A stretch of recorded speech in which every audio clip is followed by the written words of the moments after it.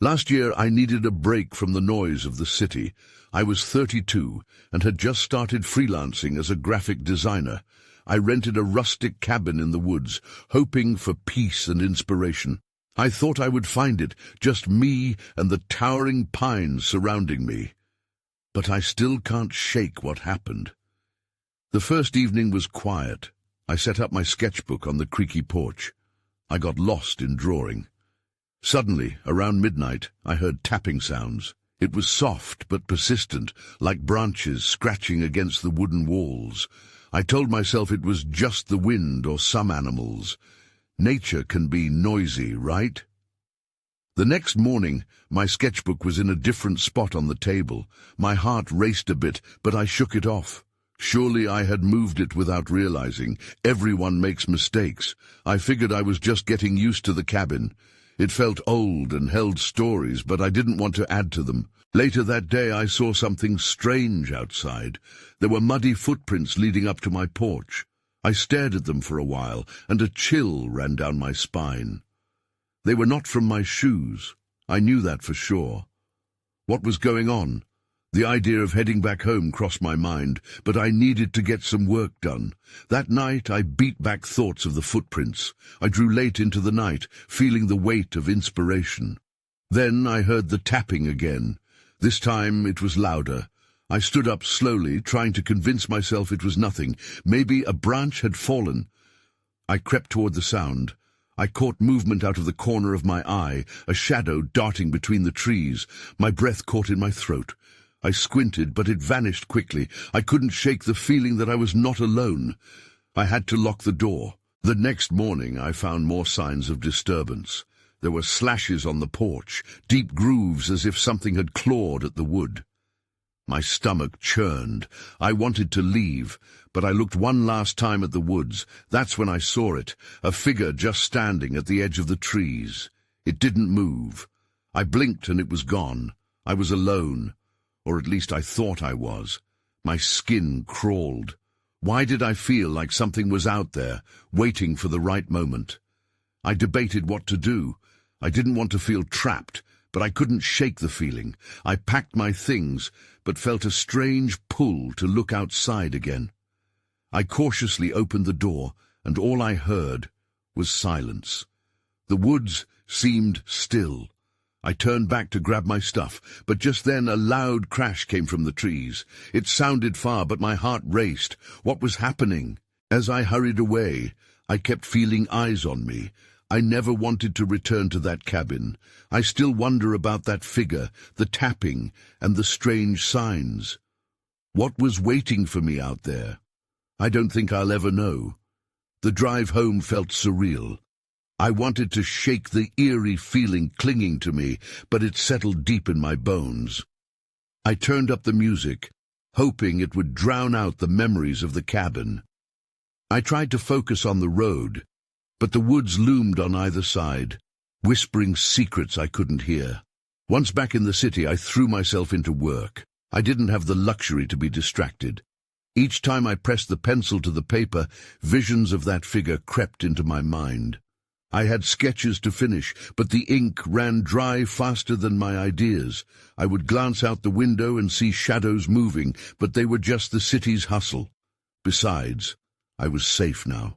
Weeks passed. I managed to keep the memories at bay until one evening I decided to take a walk. I thought fresh air would clear my head. As I strolled down streets stacked with high-rises, I realized I hadn't explored the neighborhood fully since I moved in. I peered into the art supply store and was lost in thoughts about texture and color when I noticed a flickering light deep down the alley. Curiosity flared. I followed it, despite the weight of apprehension. The alley was narrow and dark, with trash bins lining the walls. The light danced and disappeared as I approached, but I went on. Then I heard it, a familiar sound echoing through the space. Tapping. It was soft, yet chilling. I froze. Was this just another trick of my mind? I took a deep breath and stepped forward.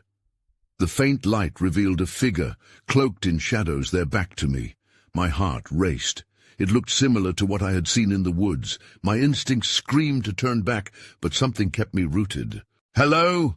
I called out, the words shaky and uncertain. The figure didn't respond. The tapping continued, rhythmic and unsettling. My palms grew sweaty, and I itched to run, yet I couldn't look away. Without warning, the figure turned. I stumbled back, the pounding of my heart drowning everything else. Its eyes were dark and unblinking, like twin voids absorbing light. I wanted to scream, but couldn't. Instead, I turned and bolted, my feet pounding the pavement as I raced toward the streetlights. Breathless, I found myself back in the bustle of people. I glanced back over my shoulder, scanning for any sign of that figure. Nothing was there. I didn't feel safe anymore, even surrounded by strangers. The image of those dark eyes haunted me. Once home, I locked the door and drew the curtains. I wanted to forget what happened, but I couldn't shake the feeling that something had followed me back. I looked at my sketchbook lying open on the table. Suddenly, a shiver coursed through me. When I glanced down to check the page, I froze. The next drawing wasn't from my hand. Someone had sketched the figure from the cabin, right there in my book. My heart raced. Who was doing this? I felt the walls closing in. There was no escape from what was lurking in the shadows, and then the tapping began again, this time from within the house. I jerked my head toward the sound, dread pooling in my stomach. The tapping had a different quality now, more insistent, as if it were trying to communicate. I glanced at the drawing again. The figure stared back, mocking my fear. My instinct told me to run, but I was rooted in place, paralyzed by disbelief and panic. I shook my head, willing the thoughts to dissipate. I had to investigate. I crept through the shadowy rooms, the tapping growing clearer with each step. I flipped on lights, one by one, illuminating the corners where darkness tended to lurk. In the kitchen, I felt a rush of relief when I found everything in its place, but the noise didn't stop. It came from the back door. My heart pounded as I approached, each step weighted with uncertainty. I peered through the small window. Nothing but darkness stared back. "Hello?" I called, my voice echoing back at me. No response. Maybe it was an animal. Maybe it was nothing. I pulled open the door, and a cold breeze swept through, rattling the frames. My breath misted in the air as I cautiously stepped outside. The backyard felt different. The shadows felt alive. I turned on my phone's flashlight to pierce through the night. Nothing. Just the remnants of summer.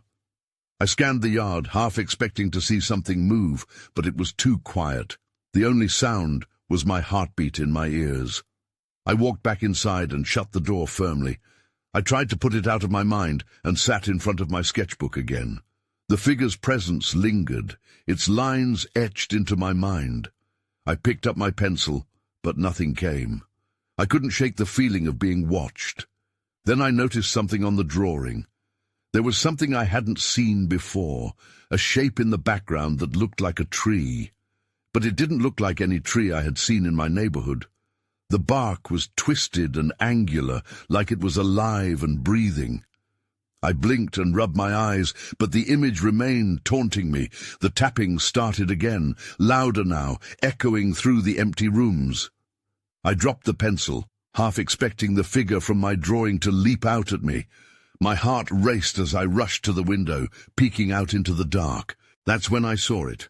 A tall figure stood at the edge of my yard near the fence, backlit by the streetlights. It was cloaked in shadows, just like before. My breath caught in my throat. This time, it didn't seem to move. It was just there, watching me. Panic surged through me. I stepped back from the window, my back hitting the wall with a thud. I grabbed my phone, hands trembling as I dialed for help. But deep down, I knew no one could save me from what I was facing. And then suddenly, everything went dark. The power cut out, plunging me into total blackness. Only the sound of tapping remained, now relentless and unmistakably closer. I was frozen, the darkness wrapping around me like a thick fog. The tapping grew louder, now sounding like it was right outside my door. I fumbled for my phone, the screen glowing faintly as I turned on the flashlight. The beam broke through the murk, casting long shadows along the walls. I felt like I was in a horror movie, my mind racing through every terrifying scenario. What was out there? What did it want? I took a deep breath and focused on the sound, trying to pinpoint where it was coming from. It felt oddly rhythmic, as if it had a purpose. I tiptoed toward the back door again. Each step felt heavier as I gripped the cold doorknob. With a quick twist, I flung the door open, flashlight aimed ahead. The night air bit at my skin. The yard looked empty, too empty. Then I spotted movement near the old oak tree. A branch twisted unnaturally, then bent down as if pushing something away. I squinted at the shadowed figure. It was still there, taller than before. I couldn't make out features, but I felt its gaze piercing through the darkness. "Who's there?" I called out, trying to sound brave. The tapping ceased. Silence enveloped me. I couldn't shake the feeling that I was being toyed with. My heart pounded as I took a step out onto the grass. Suddenly the tapping began again, not from the tree, but from behind me. I spun around so fast that I nearly lost my balance.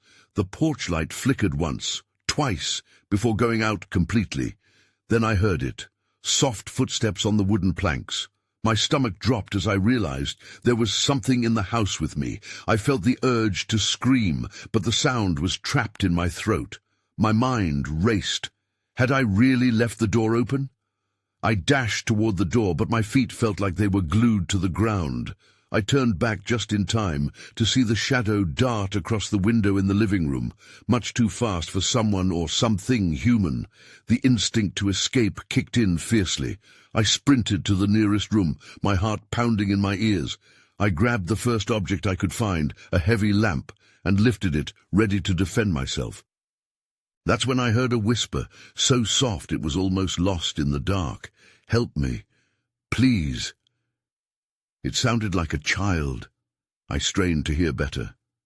Was I really imagining this? The whispers came again, more urgent, almost desperate. "Don't leave me." My grip tightened around the lamp. I couldn't tell if the voice came from outside or from somewhere within the shadows of my home. I took a deep breath, feeling a mix of fear and determination rise in my chest. "Show yourself," I shouted, my voice cracking. Just then, my phone buzzed in my pocket. I pulled it out to check for messages, praying for help or at least confirmation that I wasn't alone in this nightmare. The screen flashed a photo notification.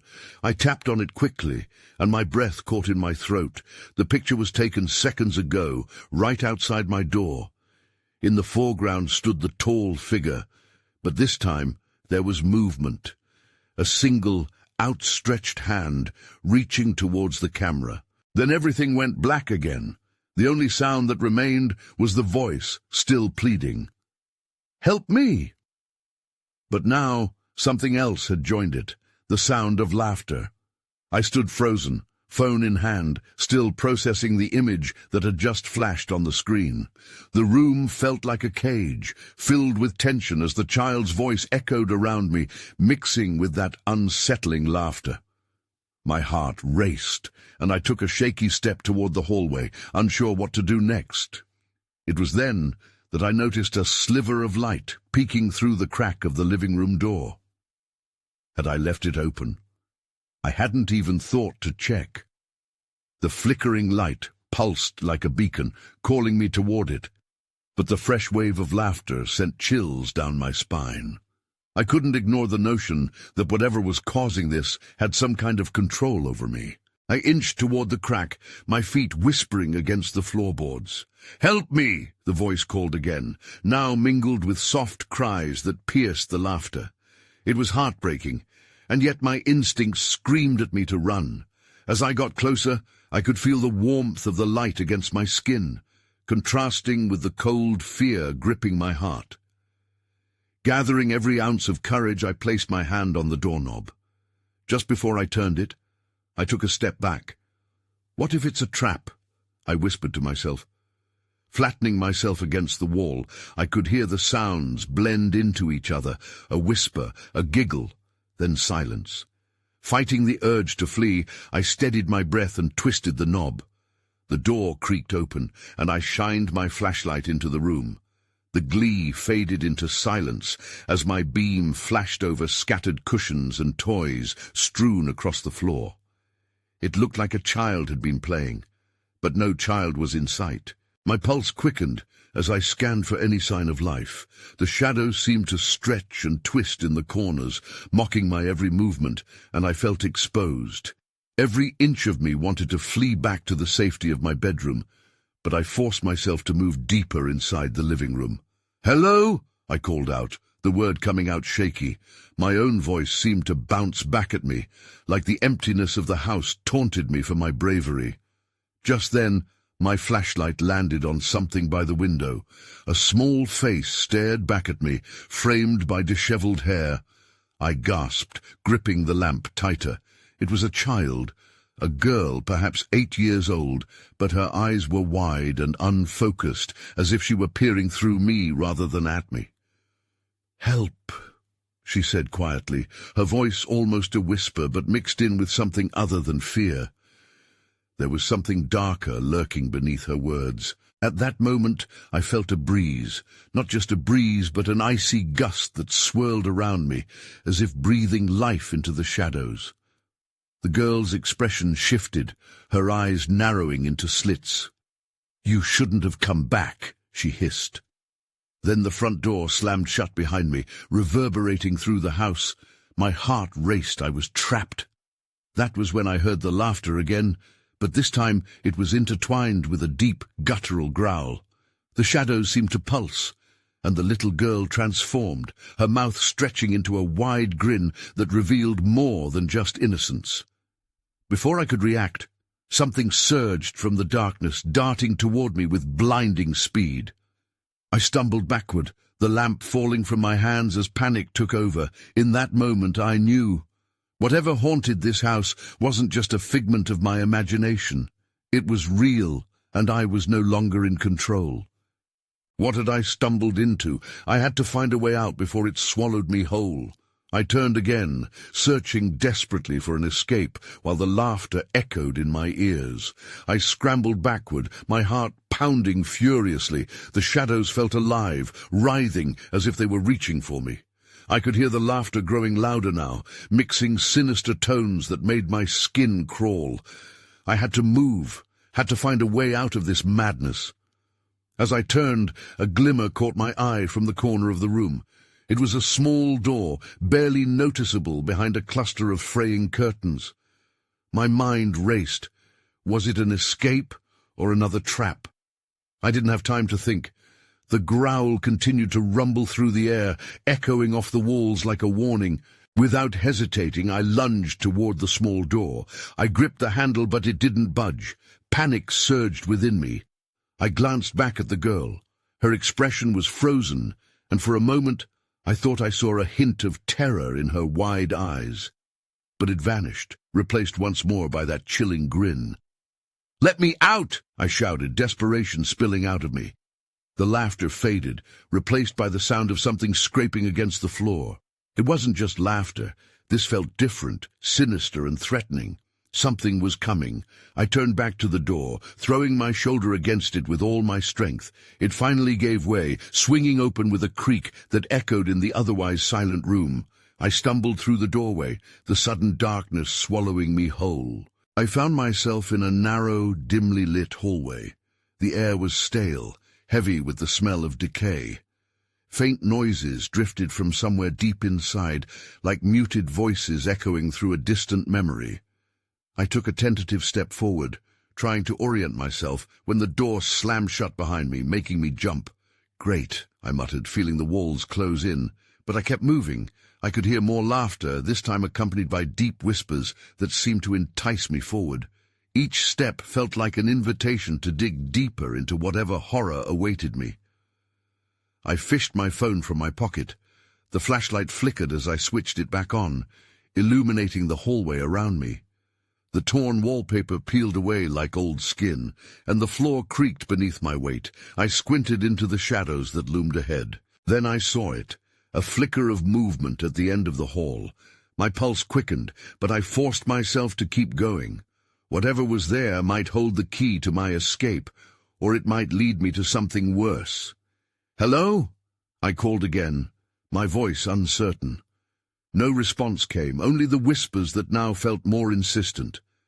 Suddenly the laughter erupted, loud and clear. I froze, caught in a moment of sheer terror. It was coming from all around me, a cacophony that echoed through the hallway. "Join us," the whispers urged, ghostly and seductive. I felt the air shift, a cold breeze wrapping around me and grazing my skin like icy fingers. I had to break free from whatever spell this place was trying to weave. Then, just as I was about to turn back, the flicker of movement returned, darting toward me. No longer just a shadow. It looked like the girl again, but now she was much closer. Her eyes were wide, pleading, but the laughter drowned out any sense of urgency in her gaze. That's when I saw it, something enormous looming at the far end of the hall, a shape, dark and formless, shifting with the shadows. My breath caught in my throat. It wasn't just a haunting, it was a predator waiting for its prey. I turned and ran, my only instinct to escape its clutches before it was too late. I sprinted down the hallway, the sound of my footsteps echoing like a frantic drumbeat in the oppressive atmosphere.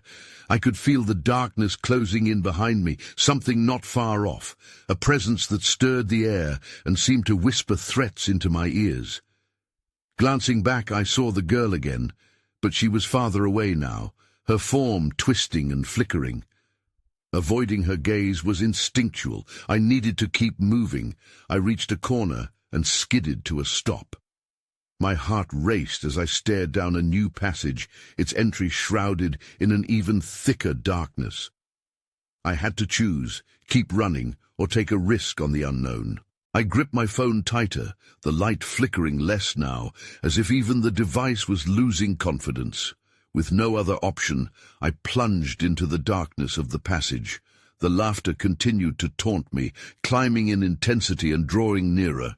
As I progressed, I felt the air change again. It wasn't just cold this time, it was weighed down by something more sinister. The whispers morphed into angry hisses, pressing on my mind, trying to penetrate my resolve. "Stay," they seemed to say. "You belong here." I shook my head, pushing forward, but the urge to stop and surrender was almost overwhelming. Finally, I reached another doorway. This one was slightly ajar, light spilling out in agonizingly inviting beams. Without lasting thoughts, I flung myself inside, slamming the door shut behind me. My breath came in quick bursts as I leaned against the door, waiting for whatever was hunting me to pass through. The room was a stark contrast to the dilapidated hallway. It felt warm, almost cozy, but still, something didn't sit right. The walls were lined with faded photographs, captured moments of people laughing, dancing, and enjoying life, much like I had in the past. But their smiles were wrong, their eyes filled with shadow and malice. Then I spotted an object on an old table, a small box, ornate and covered in a thin layer of dust. It drew me closer, the whispers fading as my curiosity grew more powerful than fear. I lifted the lid, revealing a stack of postcards, each one more haunting than the last. They depicted the same girl from the hallway, standing alone in various desolate locations. A grimy restaurant, an empty playground, a darkened forest. My hand trembled as I reached for one, a chill running down my spine. Written on it in smudged ink were the words, "Help me." The blood drained from my face, understanding dawning that she wasn't merely trapped. She was reaching out to me. Just then, the door shuddered violently as something pounded against it from the other side. My heart leaped, the urgency to escape filling me again. I had to find her, to understand what this place was and what it wanted from me. I turned the postcards over, each one revealing a date. As I scanned the numbers, a dreadful realization hit me. The latest date was just 2 days ago. Then everything erupted into chaos as the door burst open, revealing the shadowy figure I had escaped. I felt a rush of cold air as it reached for me. Instinct kicked in, and I dove for the nearest window, desperation urging me forward. There was no time left. I had to know the truth, no matter the cost. I crashed through the window, shattering it like glass rain around me. Pain lanced through my arm as I landed hard on the ground outside. I scrambled to my feet, breathless and dizzy, glancing back at the room that had tried to trap me. The shadow loomed just inside the remnants of my escape, its form a shifting darkness that seemed to pulse with hunger. The air outside felt piercingly cold against my skin, contrasting sharply with the false warmth of that room. I looked around, searching for something, anything, that would lead me away from this nightmare. Shadows loomed across the yard, stretching and bending in unnatural ways as the moonlight flickered behind clouds. I turned and dashed into the cover of the trees lining the perimeter of the property. In the depths of the woods, I lost the sound of the laughter, but the fear lingered. I needed to figure out why the girl was begging for help and if I could save her somehow. My phone buzzed with a weak signal. I risked a glance at the screen and saw that I had a single bar, but the reception was inconsistent. Calls dropped and texts wouldn't send. It felt like the forest itself was swallowing my connection to the outside world. I pressed forward through the dense underbrush until I stumbled upon a small clearing. An old cabin stood half hidden by overgrown vines and shadows, its door slightly ajar. The sight sent a shiver down my spine, but something about it pulled me in. Could it be another connection to that girl? Was she here too? With trepidation, I approached the door and peered inside. The interior was dimly lit by a flickering candle on a table, casting eerie shapes on the walls. The air smelled musty, and a chill clung to it, reminding me too much of the oppressive quiet I had just fled. Cautiously, I stepped inside. The door creaked softly behind me as I entered, sealing me into this unknown. My eyes scanned the room. Old furniture was covered in sheets, and piles of dusty books lined the shelves. In the corner lay a weathered trunk, its latch worn but not quite broken. I approached it, heart thudding in my chest. As I knelt down to assess the trunk, the light flickered again, dimming as if something was blocking it. Panic rose in my throat. My breath quickened as I fumbled with the latch, my fingers shaking. I lifted it slowly, feeling the weight of the moment. What if I found more postcards? Or worse, something that could hurt me? With a deep inhale, I threw the lid open. Inside were more postcards, piled high. But these were different. They were all addressed to me, the ink scrawled in an urgent, jagged hand. I grabbed one and read the first line, "You shouldn't have come here." The silence dropped like a hammer, and I sensed another presence. I spun around, and that's when I saw it. The girl, standing just outside the door, her expression a mixture of pleading and terror. "Run!" she mouthed.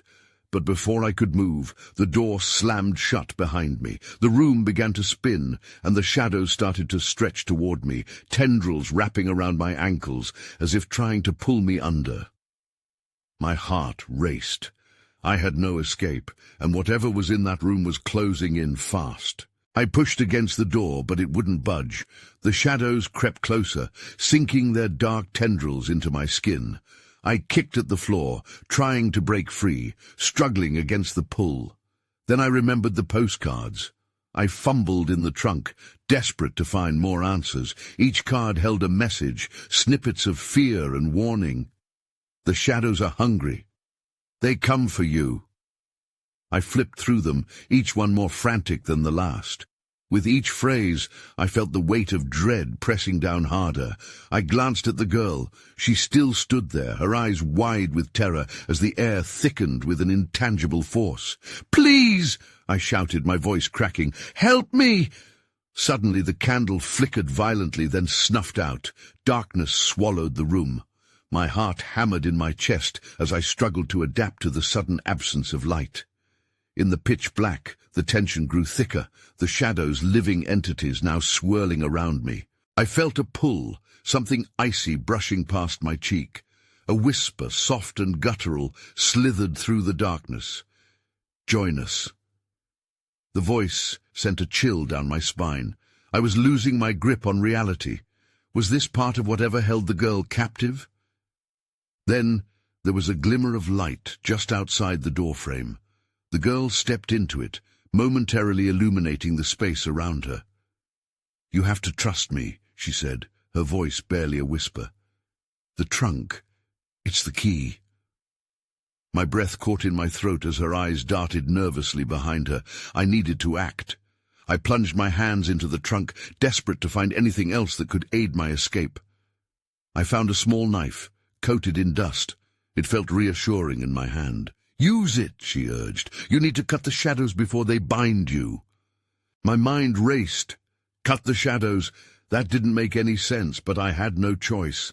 I turned back towards the darkness creeping closer, gripping the knife tightly. I slashed at the air, creating desperate swipes where I felt the shadows brush against me. With each slice, the room shuddered. The whispers grew frenzied. "No, you shouldn't fight," echoed menacing voices. I could feel the shadows pulling back, as if I was driving them away. Then, for a brief moment, the tension broke, and the light brightened. The girl took a step forward, urgency in her eyes. "Hurry, we have to leave!" She reached for me, and I dashed toward her, knife still in hand. I didn't want to look back, but something compelled me. As I glanced over my shoulder, the shadows writhed in anger, retreating yet ravenous for revenge. Just before I reached the door, I saw something flash behind me, another figure, darker and larger, emerging from the depths of the room. My heart dropped. "Run!" I screamed, throwing the knife at the figure. The girl yanked me through the doorway, slamming the door behind us just as the figure lunged. I stumbled into the night, breathless and shaky, looking back at the cabin that held so many secrets. But I wasn't safe yet. A low growl resonated from the depths of the woods, and I realized the presence was still hunting us. My stomach churned with dread. "What was that?" I asked, panic edging my voice. The girl's gaze hardened. "We need to move. They're always watching." We took off into the trees, heartbeats syncing with the pulse of the forest, the shadows trailing us, waiting for their chance. I ran with the girl by my side, the trees thickening around us as we navigated the unfamiliar woods. My breath came in quick gasps, and the shadows surged behind me, creeping closer as if eager to reclaim their prize. I could feel their hunger in the air, a chilling reminder that whatever I had seen in my cabin was now latching onto me. "Where do we go?" I panted, glancing at her. Her expression was focused, determined, but her eyes showed the weight of fear that lingered just beneath the surface. "There's a spot, a place where the light can break through," she said, her voice firm despite her small size. "But we have to hurry."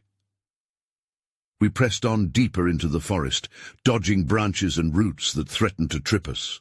The whispers returned, this time louder, filling the atmosphere with malicious intent. "Join us," they said in a haunting chorus, echoing around us like a maddening chant.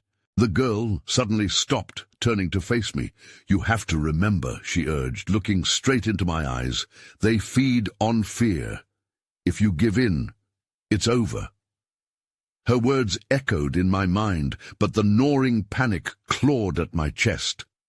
How could I not be afraid? The shadows were everywhere, lurking just beyond my vision. As we sprinted forward, a flicker of movement caught my attention. I turned, and in the shadowy underbrush I saw a glimpse of the dark figure that had pursued me in the cabin, a deep pulsating mass that seemed to vanish as quickly as it had appeared. "Keep moving!"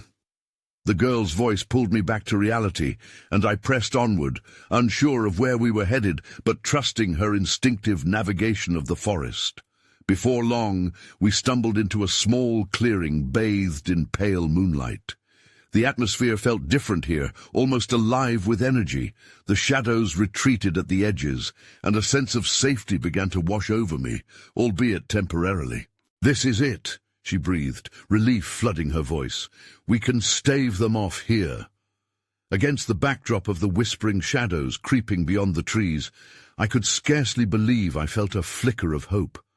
I turned to the girl. "Can this place hold them back?" "It's not just a place," she said, voice steadying. "It's a barrier, but it'll only last for so long." I looked around, scanning the thick shadows that threatened to envelop the clearing. "What do we do?"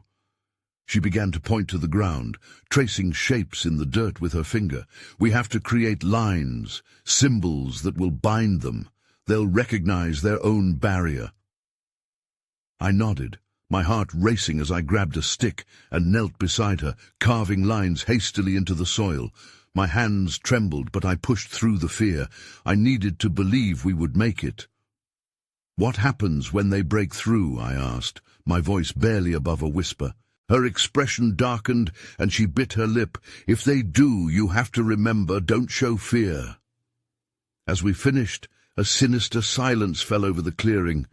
The whispers faded, but I could still feel the weight of unseen eyes watching us from the darkness. Just as we stood, awkwardly proud of our hurried symbols, the laughter returned, deep and resonant, echoing like a taunt. "They're coming," she said, a note of urgency igniting her voice. I stepped back, scanning the edges of the clearing. This was it, our final stand. My insides twisted up tightly. What would happen next?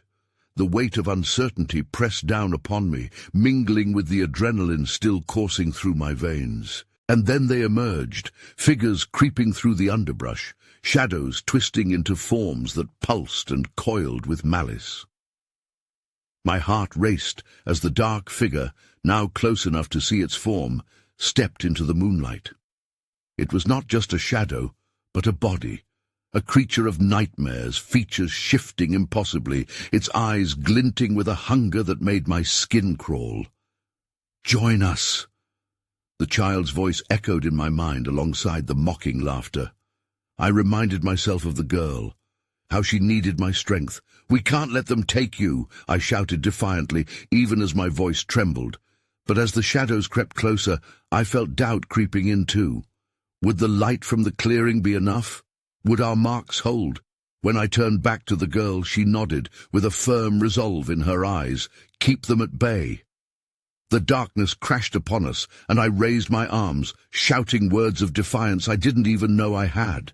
"You can't have her!" I roared, focusing on the shadows. The shadows paused, fidgeting and writhing.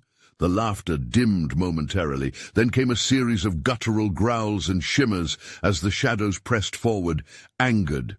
"Together!" the girl urged, grabbing my hand tightly. As our hands joined, something shifted. A light burst through our grasp, illuminating the clearing in brilliant rays. The shadows hesitated, retreating slightly at the brilliance, but still threatening to overwhelm us. "No!" I shouted, feeling heat rising from where our hands clasped, understanding blooming within me. "We can fight this!" Drawing upon something within me, I focused on the girl's terrified expression, the fear I had traded for companionship. With adrenaline surging, I spread my other hand outward, pushing against the shadows and focusing on the places they lingered. Then, with a sharp inhale, we called out, "Begone!" Light exploded outward, scattering in jagged beams that pierced through the darkness as the laughter evolved into cries of rage. A sudden rush, a sweep of purity crashed upon the malicious figures, sending them screeching back into the depths of the forest. A moment of silence arose, and then, just like that, it was over. Panting heavily, I looked around. The clearing remained untouched, wearied but intact. A strange peace ensued, and the girl stayed close to me, her expression softening. "We did it," I whispered, breathless. "Yes," she nodded, a small, cautious smile creeping onto her face, but I could sense the tension still lurking in the periphery. "But they're not gone, not really. They won't forget." I swallowed hard, my stomach dropping. What do we do now? Her eyes clouded with uncertainty.